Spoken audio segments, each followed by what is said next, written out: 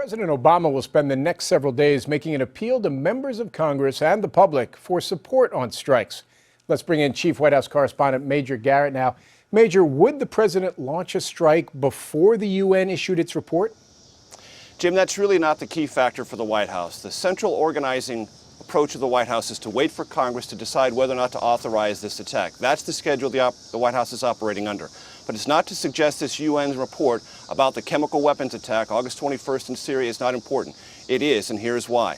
The president had a conversation Friday evening with French President Francois Hollande, who announced today that report would come out later this week, probably after the Wednesday Senate vote. Why does that matter to the White House? Because if that report comes out and it builds greater international support after the Senate has authorized military strikes, which the White House believes it will do, the White House also believes that could give it fresh momentum in its uphill struggle to win that authorization vote in the House. So what can we expect to see from the White House as this lobbying effort for support picks up steam?